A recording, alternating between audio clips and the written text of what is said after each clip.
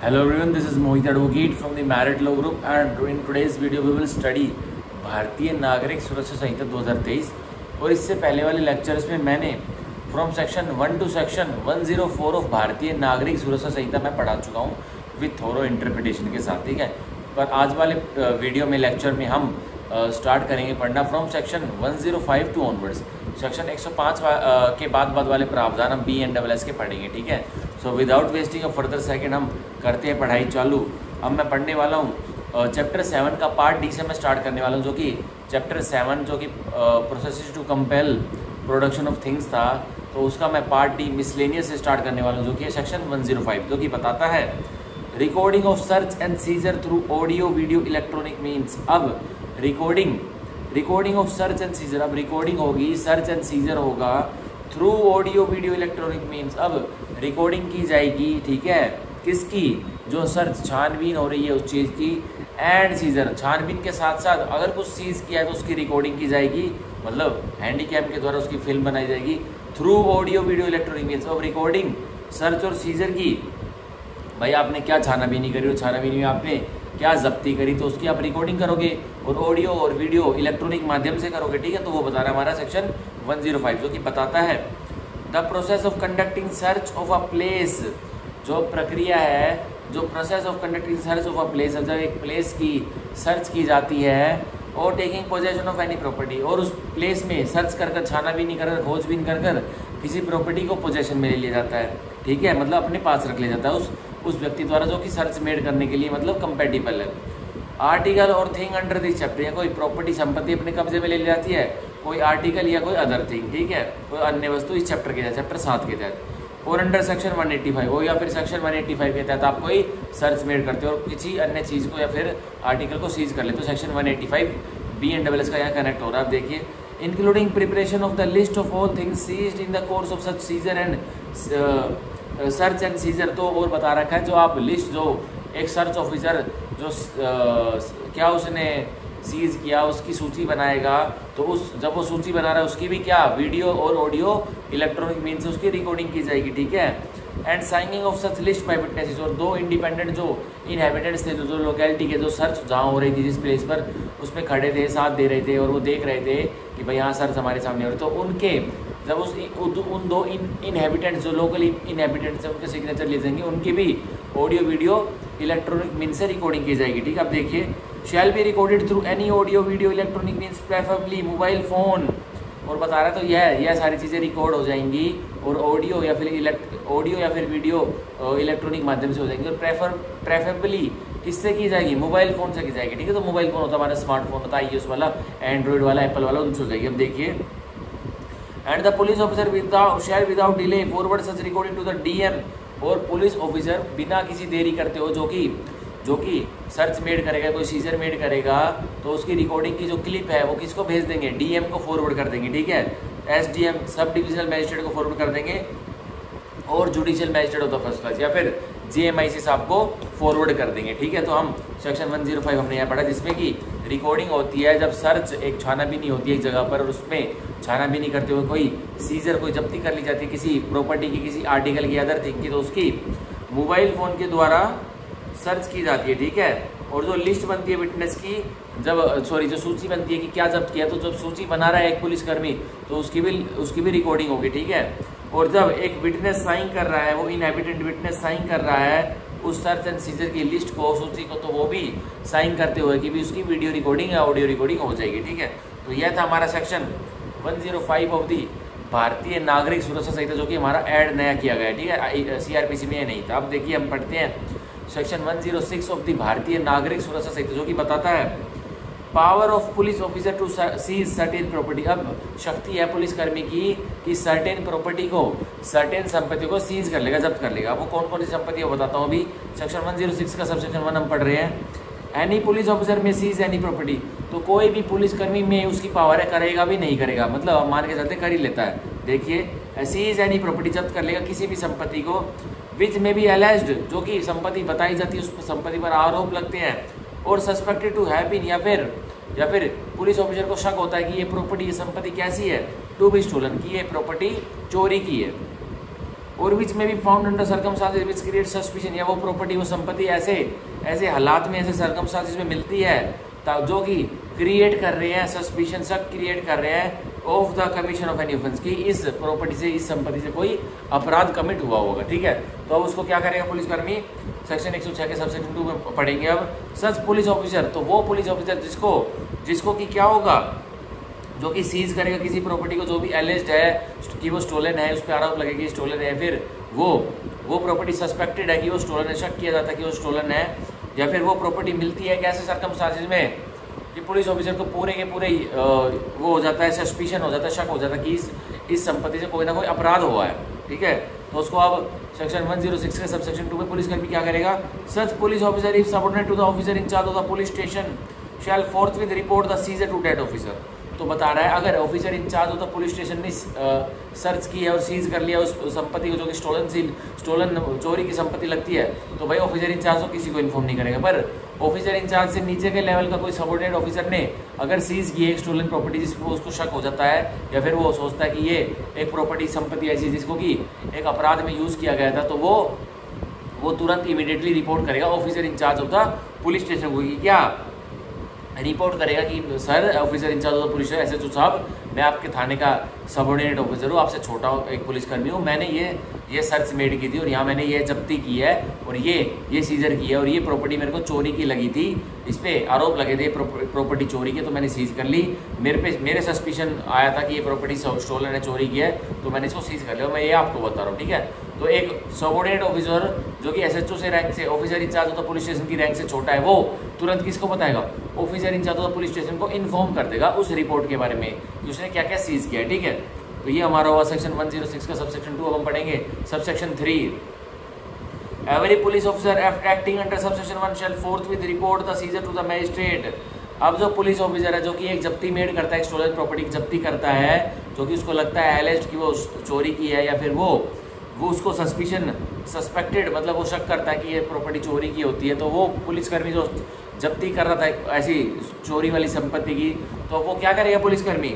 Shell forthwith report the seizure to the magistrate having jurisdiction. तो जो इलाका magistrate होगा उसको तुरंत की तुरंत इत्तला कर देंगे कि मैंने जज साहब मैं पुलिस ऑफिसर हूँ आपके इलाके का, आपका जो सा थाना है, और मैंने एक जब्ती मेड की है। तो देखिए अब क्या होगा, and where the property seized is such that it can not be conveniently transported to the court. और प्रॉपर्टी एक ऐसी संपत्ति है कि उसको आसानी से कोर्ट में नहीं लाया जा सकता। मान के चलिए कोई ट्रक है, कोई ट्रक से एक औरत को किसी ने कुचल दिया था, और वो ट्रक भाई क्या हुआ, वो ट्रक सस्पेक्टेड हुआ ना कि उसने एक ऑफेंस में वो ट्रक यूज हुआ है, तो अब उसको क्या कोर्ट में लाके खड़ा कर सकता है वो पुलिस ऑफिसर? नहीं खड़ा कर सकता। तो देखिए, और where there is difficulty in securing proper accommodation for the custody of such property. और जहाँ पुलिसकर्मी को डिफिकल्टी हो रही है कि भाई उस संपत्ति को वो क्या नहीं कर सकता, प्रॉपरली अकोमोडेशन नहीं दे सकता, मतलब प्रॉपरली उसको अपने पास भी नहीं रह सकता। तो देखिए, और where the continued retention of the property in police custody may not be considered necessary for the purpose of investigation.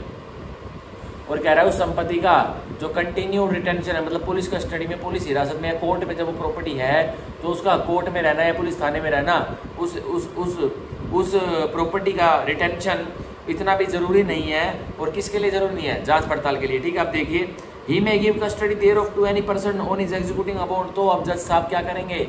एक व्यक्ति को उस प्रॉपर्टी की कस्टडी दे देंगे। ठीक है, एग्जीक्यूटिंग अबाउट, और उसी व्यक्ति को देंगे जो एक मुचलका भर के देगा इस एवज में, उस प्रॉपर्टी को ले रहा है तो मुचलका भर के दे। ठीक है, undertaking to produce the property before the court, और वो अंडरटेक करा उस मुचलके में कि मैं प्रोड्यूस कर दूंगा उस प्रॉपर्टी को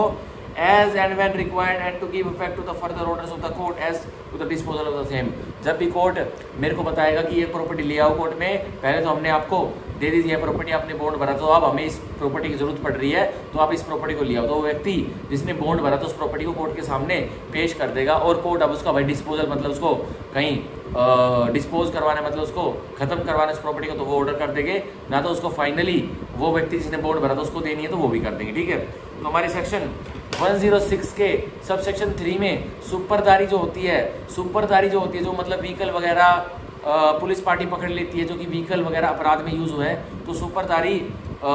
हमारी जो व्हीकल्स की सेक्शन 106 के सब सेक्शन 3 ऑफ द BNSS में होती है। ठीक है, तो हम सेक्शन 106 के सब सेक्शन 3 के साइड में सुपरदारी ऑर्डर भी यहाँ लिख लेंगे। ठीक है, तो हमारा यही वाला सेक्शन लगता है सुपरदारी ऑर्डर में। ठीक है, सुपरदारी ऑर्डर ऑफ व्हीकल्स। और कौन सा हमारा मेन यहाँ पे जो लाइन है वो बता रही है कि सुपरतारी ऑर्डर यहाँ पे होता है, the continued retention of the property in police custody may not be considered necessary for the purpose of investigation. की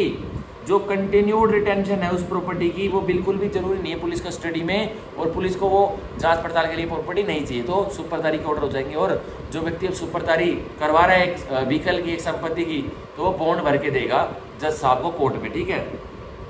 तो ये हमारा होता है सेक्शन 106 का सबसेक्शन 3। अब हम पढ़ेंगे सेक्शन 106 का सबसेक्शन 3 का प्रोवाइजो बता रहा है, जो कि provided where the property seize under subsection 1 is subject to speedy and natural decay. तो बताया गया है जो प्रॉपर्टी, जो संपत्ति सबसेक्शन 1 के तहत जो सीज की गई थी एक पुलिसकर्मी ने, वो बहुत जल्दी खराब होने वाली प्रॉपर्टी है, मतलब वो स्पीडी और नेचुरल डीके उसकी जल्दी हो जाएगी। मतलब पुलिस वाले ने आज वो सीज की जब्त की तो कल वो खराब हो जाएगी। मान के चलिए कोई पनीर है और वो जहरीला पनीर था, मतलब जहरीला पनीर, मतलब एक गोदाम में रेड की गई, उसमें 1000 बॉक्सेस पनीर के हैं, लेकिन उसमें से जो 100 बॉक्सेस है ना वो ही जहरीले हैं। तो अब क्या होगा, तो भाई जो 900 बॉक्सेस है जो जहरीले नहीं है उसको भी पुलिस ऑफिसर ने सीज कर लिया, तो उसकी तो सुपरदारी हो सकती है ना। तो यही कह रहा है कि अगर भाई नेचुरल और स्पीडी डीके की वो पनीर है या फिर कोई ऐसा आइटम है, पनीर तो मैंने फॉर एग्जांपल ले लिया, अब देखिए क्या होगा, and the person entitled to the possession of such properties unknown, और जिस व्यक्ति की वो प्रॉपर्टी है, जो कि प्रॉपर्टी सब्जेक्ट है नेचुरल स्पीडी डीके का, वो भी अननोन है, कोर्ट को नहीं पता कि कौन है, और absent and the value of such property is less than 500 rupees, या फिर वो व्यक्ति एब्सेंट है, अनुपस्थित है, और उस प्रॉपर्टी की जो सब्जेक्ट है स्पीडी और नेचुरल डीके का, उस प्रॉपर्टी की वैल्यू भी कम है, 500 रुपये से कम है, तो देखिए क्या होगा, it may फोर्थविथ be sold by auction. तो उस प्रॉपर्टी का जो 500 रुपये से कम की है और वो सब्जेक्ट है स्पीडी और नेचुरल डीके की, तो उसको जल्द से जल्द बेच दिया जाएगा, और ऑक्शन के माध्यम से, नीलामी के माध्यम से,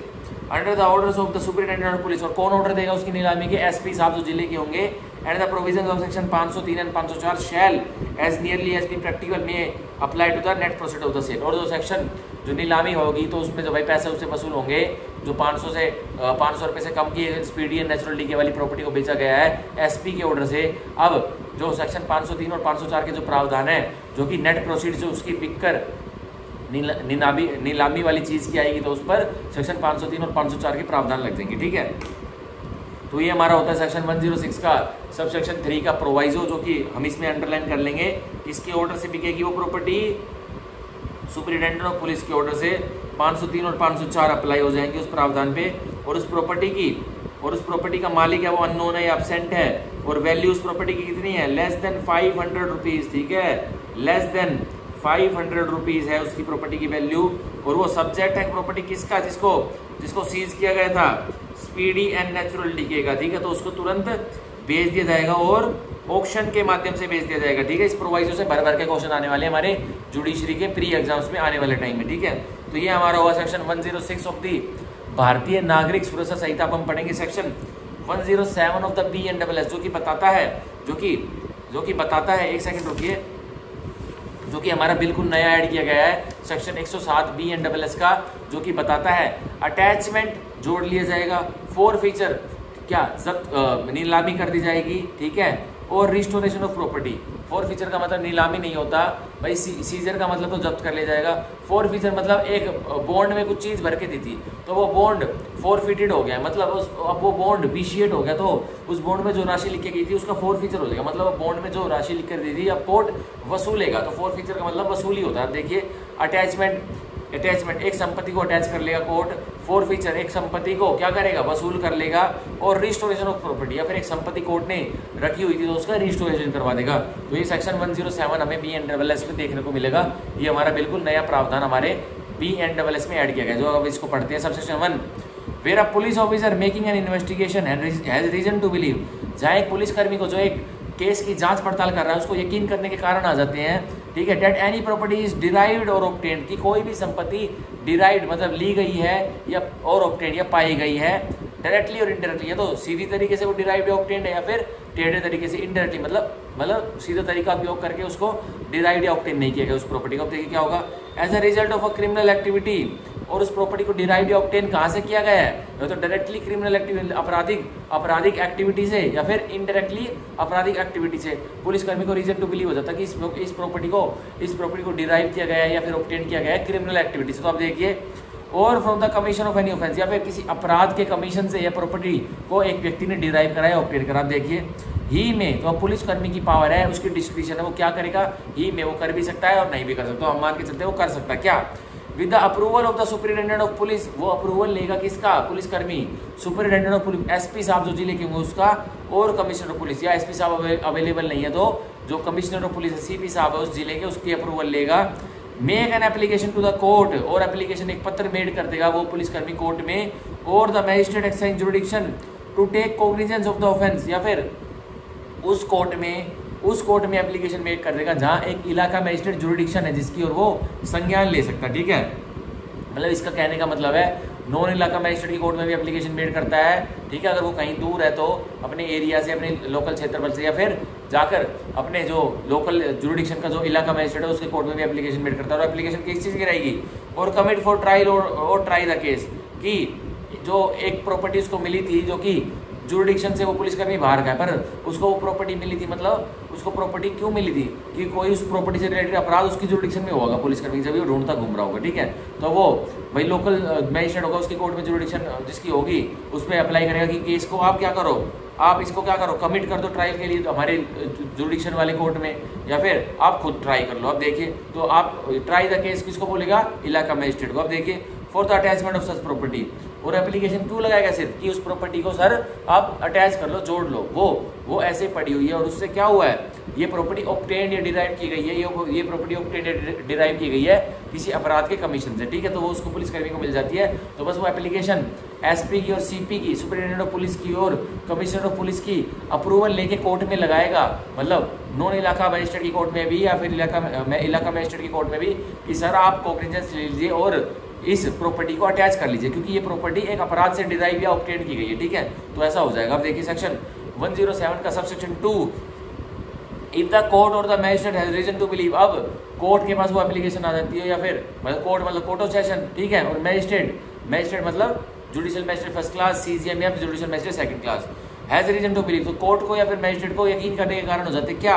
वेदर बिफोर और आफ्टर टेकिंग एविडेंस, भाई गवाही लेने से पहले या गवाही लेने के बाद किस संदर्भ में ये चोरी की प्रॉपर्टी डिराइव्ड है या ऑब्टेन्ड है या नहीं है। ठीक है, उसके संदर्भ में एट ऑल और any of such properties are proceeds of crime, कि भाई ये सारी की सारी प्रॉपर्टी जो पुलिसकर्मी अपनी एप्लीकेशन में बता रहा है ये प्रॉपर्टी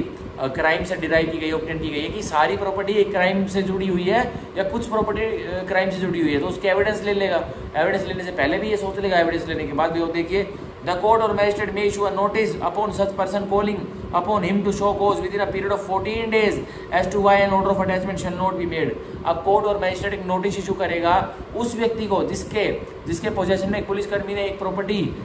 प्रॉपर्टी पाई थी जो कि पुलिसकर्मी को यकीन करने के कारण होते कि वो प्रॉपर्टी डिराइव या ऑब्टेन की गई थी किसी अपराध के कमीशन से। अब कोर्ट या मैजिस्ट्रेट उस व्यक्ति को नोटिस भेजेगा जिसके पास से पुलिसकर्मी ने वो प्रॉपर्टी पाई थी, और उसको शो कॉज नोटिस वो भेजेगा कोर्ट या मैजिस्ट्रेट, और कितने समय का पीरियड देगा उसको, 14 दिन का मोहलत देगा कोर्ट या मैजिस्ट्रेट की, बताओ कि हम आपकी प्रॉपर्टी को, जो ये पुलिसकर्मी अपनी एप्लीकेशन में बता रहा है कि आपकी चोरी की संपत्ति, आपकी संपत्ति ऐसी है जो कि एक अपराध से जुड़ी हुई लगती है, तो हमें उसको क्यों अटैच ना कर ले। ठीक है, तो 14 दिन का उसमें नोटिस दिया जाएगा। तो हम इसको 14 डेज के नोटिस को अंडरलाइन कर लेते हैं, और ये कौन देगा, कोर्ट या मैजिस्ट्रेट देगा। और किसको देगा, ये शो कॉज नोटिस रहेगा। ठीक है, ये शो कॉज नोटिस रहेगा to person who is property owner. ठीक है, ओनर मतलब इन द सेंस वो प्रॉपर्टी का ओनर नहीं है कि पुलिसकर्मी, भाई अब वो ओनर है, अब पुलिसकर्मी को यकीन करने के कारण होते कि इसके पास जो प्रॉपर्टी है, मिस्टर ए के पास जो प्रॉपर्टी है वो उससे कोई अपराध कमिट हुआ, मतलब वो प्रॉपर्टी किसी अपराध से डिराइव या ऑब्टेन की गई है, लेकिन उस व्यक्ति को जिसके पास वो प्रॉपर्टी है वो तो ये सोच के बैठा ना मैं ओनर हूँ, तो हम उसको ओनर इसलिए लिख दें। ठीक है, तो हमारा ये हुआ सेक्शन 107 का सबसेक्शन 2 कि भाई जब पुलिसकर्मी एप्लीकेशन डालेगा कोर्ट में और मैजिस्ट्रेट में, तो कोर्ट और मैजिस्ट्रेट क्या करेगा, एक नोटिस इशू करेगा और कोर्ट और मैजिस्ट्रेट को रीजन टू बिलीव, यकीन करने के कारण हो जाएंगे कि हाँ तो सारे की सारी प्रॉपर्टी भाई क्राइम की प्रोसीड है या फिर ये प्रॉपर्टी कुछ भाग में क्राइम की प्रोसीड है। तो अब वो कोर्ट और मैजिस्ट्रेट उस व्यक्ति को जो उस प्रॉपर्टी का मालिक था, स्वामी बना बैठा था, उसको नोटिस इशू करेगा और उसको 14 दिन के टाइम देगा कि भाई हम आपकी प्रॉपर्टी को क्यों अटैच ना करें, वो आके आप बताओ। ठीक है, फिर वो व्यक्ति कोर्ट में आएगा और अपनी आर्ग्यूमेंट देगा, भाई ये प्रॉपर्टी तो ऑफेंस की नहीं है, अगर कोर्ट पाती है कि वो प्रॉपर्टी ऑफेंस है तो उसको अटैच कर लेगी, अगर नहीं पाती है तो उसको रिलीव मतलब उसको क्या करेगी, कुछ नहीं, जाओ भाई अपने। अब सेक्शन 107 का subsection 3, whether notice issued to any person under subsection 2। अब वही बात हो रही है जो सबसेक्शन 2 में एक नोटिस रिसीव किया था एक व्यक्ति को, specifies any property as being held by any other person on behalf of such person. वो स्पेसिफाई कर देता कि ये प्रॉपर्टी तो मैंने किसी और व्यक्ति के बिहाफ पे अपने पास हेल्ड कर रखी है, भले ये प्रॉपर्टी एक्चुअल में है किसी और की, वो मेरे को देके जा रहा है, उसने ये स्पेसिफाई किया। अब देखिए, a copy of the notice shall also be served upon such other person. तो अब कॉपी उस नोटिस की अब उस व्यक्ति के पास भी कोर्ट भेज देगा जिसकी वो व्यक्ति जिसके पास प्रॉपर्टी है, एक पुलिसकर्मी पाता है कि ये एक ऑफेंस से संबंधित प्रॉपर्टी है, तो अब वो व्यक्ति क्या कहता है कोर्ट में आके, जब नोटिस को दिया जाता है कि ये प्रॉपर्टी तो मैं किसी और ने मेरे पास रख रखी, तो अब कोर्ट उस किसी और वाले व्यक्ति को भी नोटिस भेज देगा, मतलब जिसने वह प्रॉपर्टी उस व्यक्ति के पास रख रखी है, ठीक है। तो ये हमारा हुआ सेक्शन 107 का सबसेक्शन 3। अब हम पढ़ेंगे सेक्शन 107 का सबसेक्शन 4, जो कि बताता है द कोर्ट और द मैजिस्ट्रेट में, तो अदालत मतलब कोर्ट ऑफ सेशन या हाई कोर्ट, ठीक है, या फिर मैजिस्ट्रेट मतलब CJM judicial magistrate first class या जुडिशियल मैजिस्ट्रेट सेकंड क्लास में, तो उनकी डिस्क्रिप्शन है, करे भी या ना करे, तो हम मान के चलते कि करेंगे क्या।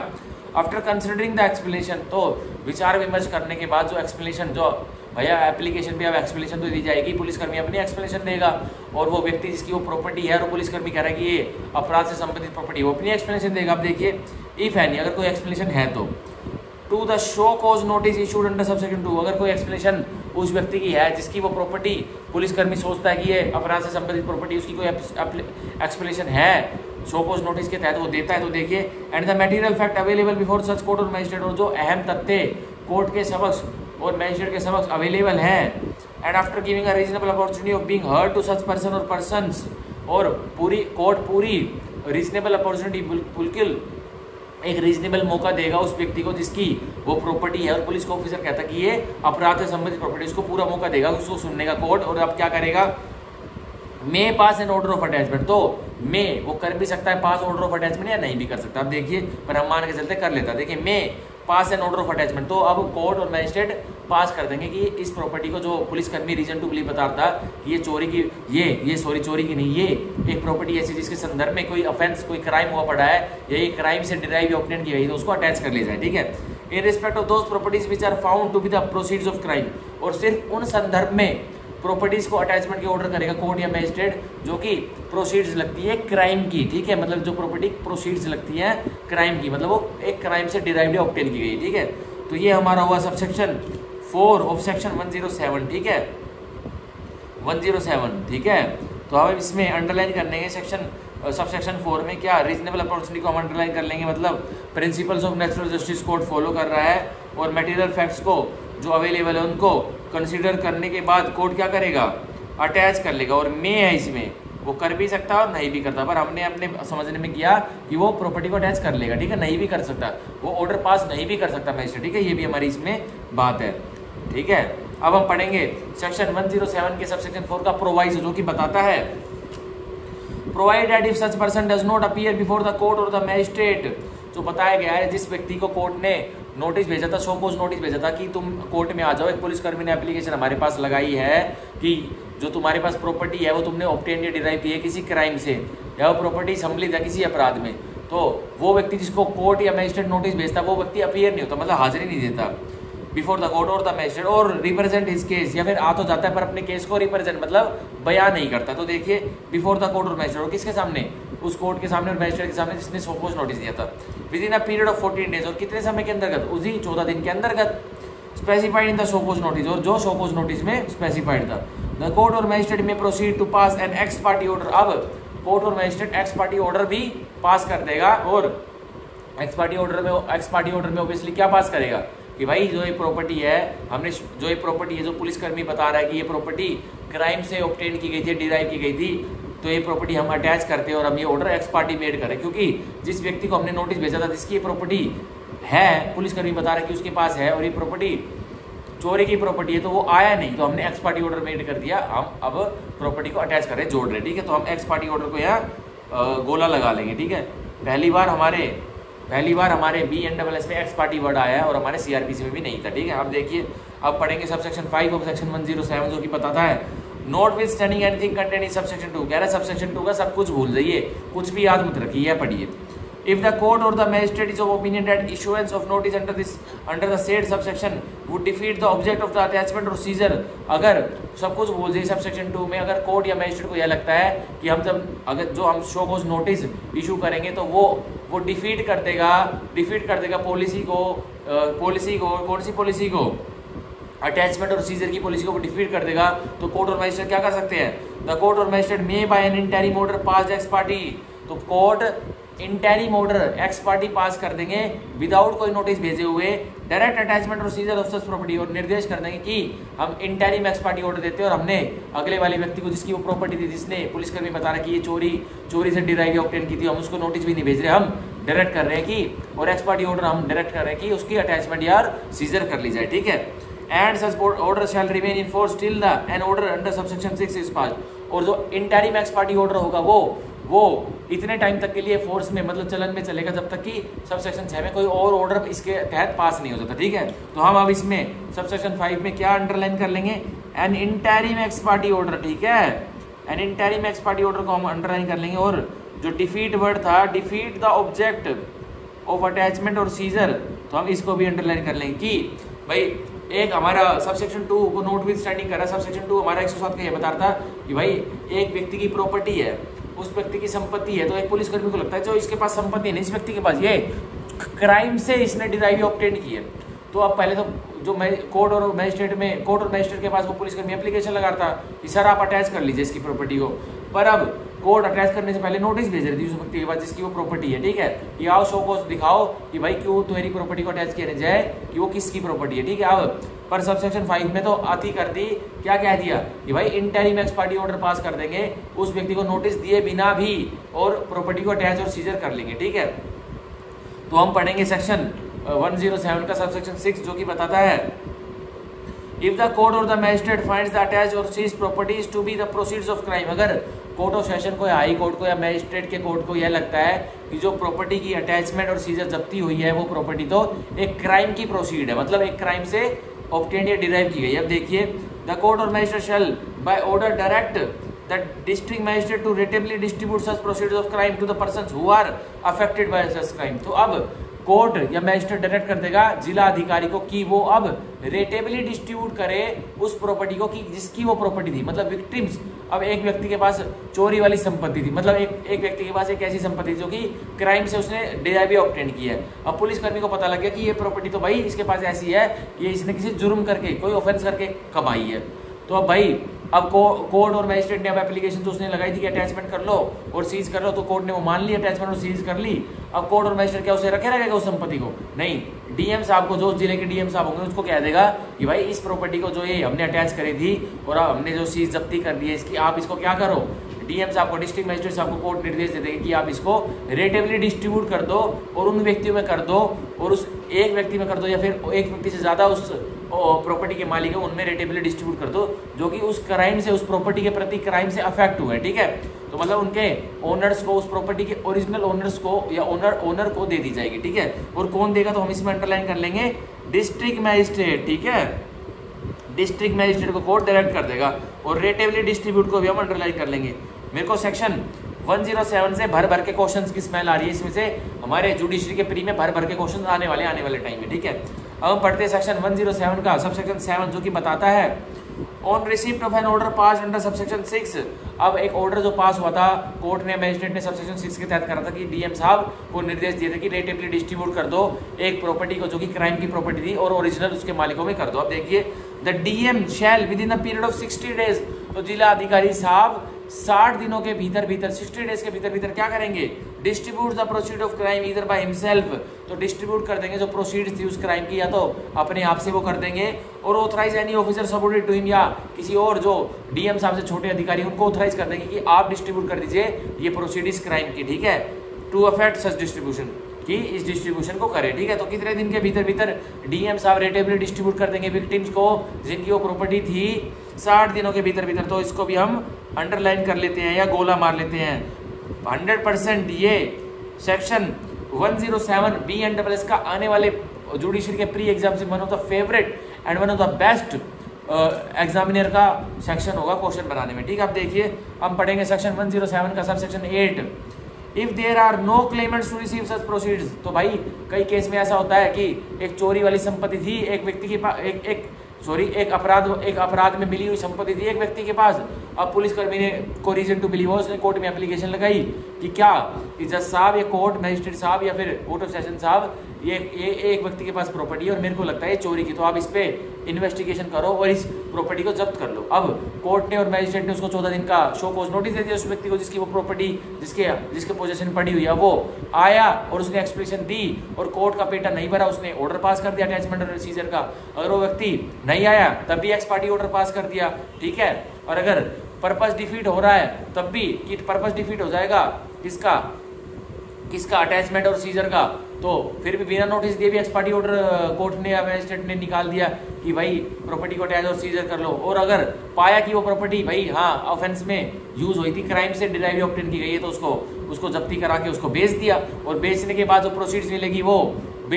प्रोसीड्स मिलेगी या बिना बेचे भी कोई ऐसी प्रॉपर्टी है मूवेबल जो कि उसके एक्चुअल विक्टिम को देनी पड़ेगी, तो उसको एक्चुअल विक्टिम को देनी पड़ेगी, तो वो भी मजिस्ट्रेट साहब डीएम साहब के द्वारा रेटिवली डिस्ट्रीब्यूट करवा देंगे। तो हमारे सब सेक्शन 8 में यही कह रहा है, अगर वो प्रॉपर्टी जो डिस्ट्रीब्यूट करवानी है उसका कोई क्लेमेंट मतलब मांगने वाला आया ही नहीं तो क्या होगा, सच नो एंड और नो क्लेमेंट इज असर्टेनेबल, और कोई क्लेमेंट का पता भी नहीं लगाया जा सकता कि कौन सा उसका क्लेमेंट है। और there is any surplus after satisfying the claimants such proceeds of crime shall stand forfeited to the government, और there is any surplus after satisfying the claimants, या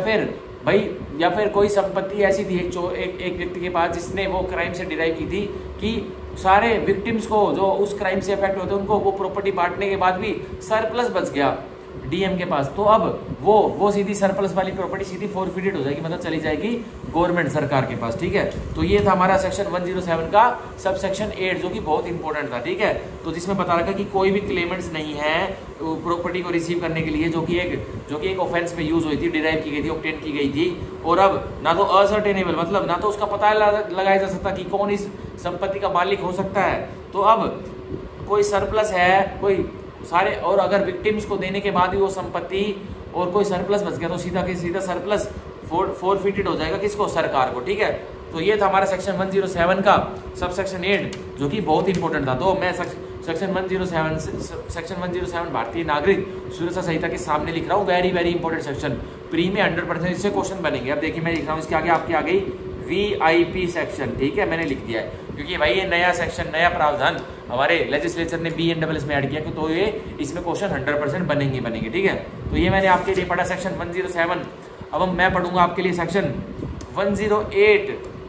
ठीक है, 108। तो आज की क्लास में हम सेक्शन 108, 109 और 110 ही करेंगे, फिर कल वाली क्लास में हम प्रावधान जो हमारे चैप्टर 8 है ना, जो चैप्टर 8 है वो इतना जरूरी नहीं है, वो रेसिप्रोकल अरेंजमेंट बताता है, ये कोर्ट में जब आप जज लग जाओगे ना तो उसके मतलब का ये, ठीक है। तो कल वाली क्लास में हम चैप्टर 8 नहीं पढ़ेंगे, कल वाली क्लास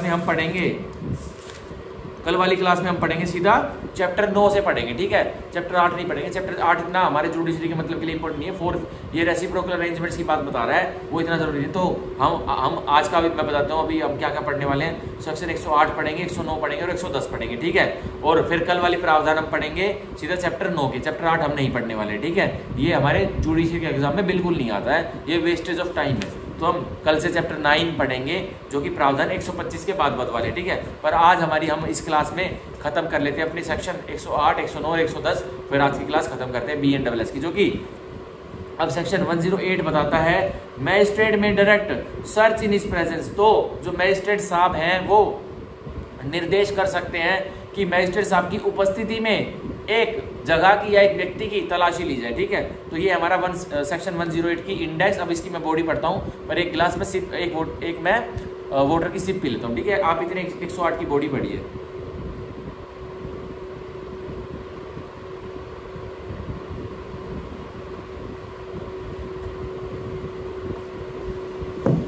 चलो अब पढ़ते हैं सेक्शन 108 की बॉडी जो कि बताती है एनी मैजिस्ट्रेट में, तो कोई भी मैजिस्ट्रेट में उसकी शक्ति है, ठीक है, वो करवा भी सकता है नहीं भी करवा सकता, पर हम मान के चलते वो करवाएगा। और एनी मैजिस्ट्रेट में कौन कौन से मैजिस्ट्रेट आते हैं, चीफ जुडिशियल मैजिस्ट्रेट, ठीक है, जुडिशियल मैजिस्ट्रेट फर्स्ट क्लास और जुडिशियल मैजिस्ट्रेट सेकंड क्लास, ठीक है। मैजिस्ट्रेट ही होते हैं भाई, मैजिस्ट्रेट तो DM वगैरह EM वगैरह भी सब डिविजनल मैजिस्ट्रेट ये भी होते हैं, ये नहीं। अब देखिए any magistrate may direct search to be made in his presence, अब कोई भी मैजिस्ट्रेट में उनकी शक्ति है कि वो करवा भी सकते हैं सर्च या नहीं भी करवा सकते, पर हम मान के चलते वो करवाएंगे। अब देखिए क्या करवाएंगे, direct a search to be made, निर्देश कर देंगे कि सर्च, एक खोजाबीनी, एक छानबीन की जाए इन हिज प्रेजेंस, और उनकी उपस्थिति में एक जगह की छानाबीनी की जाए, ऑफ एनी प्लेस, किसी भी जगह की, ठीक है, कोई ऑफ एनी प्लेस, वो कोई भी जगह हो सकती है, शमशान घाट से लेके कोई मल्टी स्पेशलिटी हॉस्पिटल भी हो सकता है, रमाडा होटल का कमरा से लेके एक समुद्री जहाज का कोई कंपाउंड भी हो सकता है, for the search of which he is competent to issue a search warrant. लेकिन अब कैच है इसमें, वो मैजिस्ट्रेट साहब अपनी उपस्थिति में एक सर्च, एक छानाबीनी तो करवा सकते हैं, निर्देशित कर सकते हैं कि मैं मैजिस्ट्रेट हूं और मैं यहाँ खड़ा हूं कि जाओ पुलिस ऑफिसर या कोई व्यक्ति छानाबीनी करो, खोजबीन करो। लेकिन मैं उस जगह में सर्च वारंट को निकालने की ताकत भी रखता हूं, ठीक है, तो तभी मैं उस जगह में अपनी हाजिरी में सर्च करा सकता हूं। मान के चलिए फॉर एग्जांपल मोहित गुड़गांव का एक मैजिस्ट्रेट है, तो मैं गुड़गांव के एरिया में अपनी जुरिडिक्शन रखता हूं कि मैं गुड़गांव के कोई से भी एरिया में जाके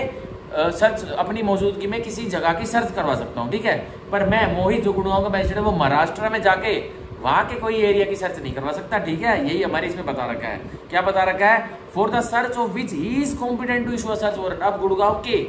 गुड़गांव में किसी इलाके में, किसी घर में, किसी प्लॉट में, किसी रेजिडेंशियल बिल्डिंग में, किसी हॉस्पिटल में, किसी मॉल में मैं गुड़गांव का मैजिस्ट्रेट, तो मैं गुड़गांव में सर्च वारंट इशू कर सकता हूँ ना, मैं सक्षम हूँ ना। क्या मैं गुड़गांव का मैजिस्ट्रेट, मैं हरियाणा कैडर का मैजिस्ट्रेट क्या महाराष्ट्र में जाके किसी मॉल की, किसी दुकान की, किसी घर की सर्च करवा सकता हूँ? नहीं करवा सकता। तो मैं वहाँ, चाहे मेरी उपस्थिति है महाराष्ट्र में, मैं हॉलीडे मनाने गया हूँ, पर फिर भी मैं उनको ये नहीं कह सकता मैं गुड़गांव का मैजिस्ट्रेट हूँ, सर्च करके दो। No, it is not allowed. अगर मैं गुड़गांव का मैजिस्ट्रेट हूँ और मैं ड्यूटी पर भी हूँ या फिर ड्यूटी से बाहर भी हूँ गुड़गांव में, ठीक है, मतलब मैं ऑन ड्यूटी अपने ड्यूटी आवर्स में सर्च मेड करवाऊंगा अपनी उपस्थिति में, या ड्यूटी आवर्स के बाद भी, तब भी मैं कॉम्पिटेंट हूँ सर्च मेड करवाने के लिए, ठीक है। तो यह हमारा सेक्शन 108 कहता है, ठीक है। अब हम पढ़ेंगे सेक्शन 109 जो कि बताता है power to impound document etcetera produce. अब पावर है, शक्ति है कि जो दस्तावेज मैजिस्ट्रेट साहब के सामने प्रस्तुत किए गए उसको इम्पाउंड कर ले, मतलब उसको अपने पास रख ले, मतलब उसको जब्त कर ले, ठीक है। इम्पाउंड का मतलब अपने पास रख ले, ठीक है। और जिस व्यक्ति ने वो दस्तावेज प्रोड्यूस करे उसको वापस ना दे, ठीक है। मतलब इम्पाउंड कर लिया कि कुछ उस दस्तावेज में फॉल्टीनेस थी और मैजिस्ट्रेट ने पकड़ लिया, उसको इम्पाउंड कर लिया कि बेटा आजा, ये बाद में मैं जब अप्रेजल करूंगा केस की तब तेरे खिलाफ मैं एक्शन लूंगा, तो इम्पाउंड कर लिया। अब देखिए क्या सेक्शन 109 की हम बॉडी पढ़ते हैं, एनी कोर्ट में, तो अब कोई भी अदालत में उसकी डिस्क्रिप्शन है, वो कर भी सकती है नहीं भी कर सकती, पर हम मान के चलते कर सकती है। तो इसमें वर्ड है एनी कोर्ट, मतलब सुप्रीम कोर्ट, हाई कोर्ट, ठीक है, कोर्ट ऑफ सेशन, ठीक है, चीफ जुडिशियल मैजिस्ट्रेट, ठीक है, और हमारे जुडिशियल मैजिस्ट्रेट फर्स्ट क्लास, हमारे जुडिशियल मैजिस्ट्रेट सेकंड क्लास, ये 6 तरह के जजेस होते हैं जो कि कोर्ट्स होते हैं। देखिए एनी कोर्ट में, तो अब एनी कोर्ट में अब कौन कौन से कोर्ट आएंगे, सुप्रीम कोर्ट, हाई कोर्ट या कोर्ट ऑफ सेशन। तो जुडिशियल मैजिस्ट्रेट के यहाँ कोर्ट नहीं आएंगे, सॉरी मैंने बता दिया था, पर एनी कोर्ट में, मैजिस्ट्रेट नहीं बोला है, कोर्ट मतलब कोर्ट ऑफ सेशन, ठीक है, या फिर हमारी हाई कोर्ट या सुप्रीम कोर्ट यही कर सकती है। क्या कर सकती है, में इफ इट थिंक फिट, अगर उस कोर्ट को उचित लगता है, तंदुरुस्त लगता है, क्या इम्पाउंड एनी डॉक्यूमेंट, इम्पाउंड कर लेंगे किसी भी दस्तावेज को, एनी डॉक्यूमेंट, किसी भी दस्तावेज को, और थिंग प्रोड्यूस बिफोर इट, या कोई भी वस्तु जो उसके समक्ष प्रोड्यूस की गई है, ठीक है, अंडर दिस संहिता, ठीक है, इस संहिता के तहत कोई कोर्ट, चाहे वो कोर्ट ऑफ सेशन है, चाहे हाई कोर्ट है, चाहे वो सुप्रीम कोर्ट है, इन तीनों कोर्टों के आगे अगर कोई डॉक्यूमेंट की प्रस्तुति हुई है या किसी थिंग की प्रस्तुति हुई है, और हाई कोर्ट को, कोर्ट ऑफ सेशन को, सुप्रीम कोर्ट को यह संतुष्ट होता है या तंदुरुस्त लगता है कि इन डॉक्यूमेंट को, इस थिंग को मेरे को जब्त करने से, इम्पाउंड करने से, तो वो कर लेंगे, ठीक है, in before it under this Sanhita, और इस संहिता के तहत, ठीक है। मतलब प्रस्तुति होती है उस डॉक्यूमेंट की या फिर उस थिंग की भारतीय नागरिक सुरक्षा संहिता के प्रावधानों के तहत, तो कोर्ट, एनी कोर्ट उसको जब्त कर लेंगे, इम्पाउंड कर लेंगे, ठीक है। तो क्या एक क्वेश्चन आया हुआ था हमारे हरियाणा में, हरियाणा के प्री में, मेरे को अभी भी याद है कि क्या मैजिस्ट्रेट इम्पाउंड कर सकते हैं डॉक्यूमेंट या फिर उसको अदर थिंग को, ठीक है। तो उसमें मैंने लगाया था कि नहीं कर सकते, लेकिन जो हमारी आंसर की आई थी, जो हमारे हाई कोर्ट ने निकाली थी, उसमें बताया था यस कर सकते हैं। तो भाई उनकी क्या इंटरप्रिटेशन थी, बहुत सारे बच्चों ने भाई डाउट भी लगाए थे, पर हरियाणा वाले भाई डाउट सुनते नहीं है बिल्कुल भी, तो हमारे सबके वो क्वेश्चन गलत हो गया था, ठीक है। लेकिन अगर आगे वाले टाइम में आ गया तो मैं 100% ऑब्जेक्शन लगाऊंगा और आने वाले टाइम में क्वेश्चन आ गया ये दोबारा किसी भी जुडिशरी स्टेट जुडिशरी के पेपर में, तो भाई एनी कोर्ट लिखा हुआ है, एनी मैजिस्ट्रेट नहीं लिखा हुआ है। और डिफरेंस मैं उनको फिर अच्छी तरह से समझाऊंगा कि भाई एनी कोर्ट में court of session, high court या फिर सुप्रीम कोर्ट ही आते हैं। अगर आप एनी कोर्ट और मैजिस्ट्रेट लिखते हैं ना, तब हम इंटरप्रिटेशन समझते हैं कि भाई मैजिस्ट्रेट में तो सारे मैजिस्ट्रेट भी जब्त करने की, इंपाउंड करने की पावर रखते हैं, पर इसमें एनी कोर्ट वर्ड है, ठीक है। तो ये हमारा हुआ सेक्शन 109 ऑफ द भारतीय नागरिक सुरक्षा संहिता, जिसमें हम मार्क कर लेंगे एनी कोर्ट को गोला लगा लेंगे, ठीक है, और इंपाउंड को अंडरलाइन कर लेंगे, एनी डॉक्यूमेंट और थिंग, ठीक है, और प्रोड्यूस बिफोर इट, तो उसके समक्ष ही प्रोड्यूस होनी चाहिए। हो किसी और कोर्ट के समक्ष प्रोड्यूस हो रही है तो मान के चलिए कोर्ट ऑफ सेशन 1 है, जो कि कोर्ट ऑफ सेशन मतलब सत्र न्यायाधीश मैं हूँ, ठीक है। मैं क्या करता हूँ, मैं एक मुकदमे को सुन रहा हूँ, ठीक है, तो लेकिन एक सत्र न्यायाधीश कोर्ट ऑफ सेशन 2 है जो कि मेरे कोर्ट के बगल में बैठा, हम एक जिले के हैं, तो क्या हो गया, मैं एक दूसरे केस को सुन रहा हूँ, मेरा एक जो क्लर्क होता है वो मेरे को खबर ला के देता है कि सर जो आपके कोर्ट में केस चल रहा है ना एक व्यक्ति का, तो उस व्यक्ति से रिलेटेड डॉक्यूमेंट्स उस दूसरे कोर्ट में, एक दूसरे केस में और दूसरे कोर्ट में, कोर्ट ऑफ सेशन 2 में प्रस्तुत किए जा रहे हैं। तो मैं कोर्ट ऑफ सेशन 1 उस कोर्ट ऑफ सेशन 2 से भी वो डॉक्यूमेंट मंगा के इंपाउंड नहीं कर सकता, मेरी इतनी पावर नहीं है। मेरे सामने बिफोर इट, मेरे सामने अगर प्रस्तुति हुई ना तो ही मैं इंपाउंड करने की बुद्धा रखता हूँ, वैसे नहीं रखता, ठीक है। तो ये है हमारा सेक्शन 109 ऑफ दी भारतीय नागरिक सुरक्षा संहिता हमने पूरा पढ़ा, ठीक है। अब देखिए, अब सेक्शन 110 सेक्शन 110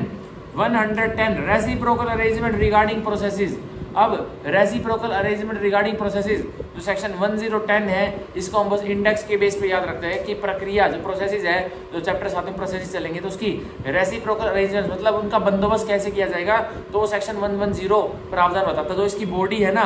जो इसकी बॉडी है, जब जज लग जाएंगे, जब हमें अकेडमी में ट्रेनिंग दी जाएगी, तब उस पर आराम से बता दिया जाएगा, ठीक है। तो हमें सेक्शन 110 पढ़ने की कोई जरूरत नहीं है। आज तक तो इससे बस इंडेक्स बेस्ड क्वेश्चन आया है कि रेसिप्रोकल अरेंजमेंट्स प्रोसेस से रिगार्डिंग कहाँ दी गई है, ठीक है। हमारे पहले इंडियन सीआरपीसी में तो सेक्शन 105 में दी गई थी, बस यही क्वेश्चन आता था। फिर हमारा एक और चैप्टर ऐड किया गया था 105 कैपिटल ए से लेके 105 कैपिटल एल या कैपिटल के तक ऐसा ऐड किया गया था, वो हमें पढ़ने की जरूरत नहीं होती थी, और ना ही तो हमें सेक्शन 110 पढ़ना। बस हमें ये बॉडी इंडेक्स बेस याद रखना है कि रेसिप्रोकल अरेंजमेंट्स रिगार्डिंग प्रोसेसेस कहाँ दिया हुआ है, तो सेक्शन 110 में दिया गया है, ठीक है। हमें इसकी बॉडी पढ़ने की बिल्कुल जरूरत नहीं है। जब हम जज लग जाएंगे और हम जब अकेडमी में अपनी ट्रेनिंग ले रहे होंगे, ठीक है, तब हम इसको पढ़ लेंगे, तब हमारे आराम से समझ में आ जाएगा, ठीक है। तो हम सेक्शन 110 को हमें पढ़ने की कोई जरूरत नहीं है, ठीक है। और हमें चैप्टर 8 है उसको भी पढ़ने की जरूरत नहीं है, वो मैंने पहले ही आपको बता दिया, जो कि रेसिप्रोकल अरेंजमेंट्स की और इलेबोरेशन बताता है। तो ये हम जब जज लग जाएंगे तभी पढ़ेंगे अकेडमी में, ठीक है। तो बस ये लिख लीजिए, इसमें सेक्शन 111 से लेकर चैप्टर 8 में सेक्शन 111 से लेकर 124 तक है, ठीक है, 124 तक है, ठीक है। पर इसको पढ़ने की जरूरत नहीं है, और 110 के आगे भी आप क्रॉस का निशान लगाइए, नो नीड टू स्टडी, ठीक है। मैं बता रहा हूँ ना, मैंने भाई बहुत सारे प्री दे लिए, मेरे को पता है इनसे क्वेश्चन आते हैं, नहीं आते इनसे, ठीक है। अब हम हमारे पास टाइम बचा हुआ है, तो क्या चैप्टर 9 स्टार्ट कर दिया जाए, भारतीय नागरिक सुरक्षा संहिता का, जो कि बताता है security for keeping the peace and for good behaviour, की सिक्योरिटी ले ली जाएगी कि एक व्यक्ति से सिक्योरिटी ले ली जाएगी कि तुम भाई जनता जनार्दन में, समाज में, समुदाय में शांति भंग मत करना, ठीक है। तो उसकी सिक्योरिटी ले ली जाएगी, ठीक है। और कौन कौन लेगा, तो वो हम इसमें पढ़ेंगे इस चैप्टर में, ठीक है। And for good behaviour, security कि तुम शांति भंग मत करना समुदाय में, सोसाइटी में, और साथ के साथ सिक्योरिटी दे दो, और साथ के साथ तुम अपना अच्छा व्यवहार रखना, इस बारे में सिक्योरिटी ले ली जाती है, ठीक है। और विभिन्न हमारे मैजिस्ट्रेट वगैरह ले लेते हैं, ठीक है। तो ये हम कल ही पढ़ेंगे, चैप्टर 9 के प्रावधान हम कल ही पढ़ेंगे, ठीक है। जिसमें हमारे सेक्शन, एक बार सेक्शंस कल ही कर लेते हैं, हमें इसमें कौन से सेक्शन पढ़ने कल, चैप्टर 9 के प्रावधान में सेक्शन 125 टू सेक्शन, एक बार देखिए, मैं एक बार पेज फ्लिप करके देख रहा हूँ, रुकिए एक सेकंड रुकिए, हाँ, सेक्शन 143 तक, ठीक है। सेक्शन 125 टू सेक्शन 143 में हम पढ़ेंगे कल प्रावधान, कौन से, security for keeping peace and for good behaviour, ठीक है। हम पढ़ेंगे कल security for keeping peace and good behaviour, जो चैप्टर 9 के प्रावधान हमारे BNSS के, जो कि है सेक्शन 125 से लेके सेक्शन 143 तक, ठीक है। और आज वाले हमने वीडियो में हमने आज वाले लेक्चर में हमने BNSS के कौन कौन से प्रावधान किए, हमने आज प्रावधान किए जो कि चैप्टर 7 के पार्ट डी के मिसलेनियस टॉपिक्स थे फ्रॉम सेक्शन 105 टू सेक्शन 110 हमने किए। ठीक है, तो आज की वीडियो यही खत्म होती है। अब कल वाली वीडियो में, कल वाले लेक्चर में हम BNSS के हम चैप्टर 9 वाले प्रावधान पढ़ेंगे। ठीक है, सो आज के लिए इतना ही। सो हम कल मिलेंगे। So bye bye, take care, thank you, bye bye.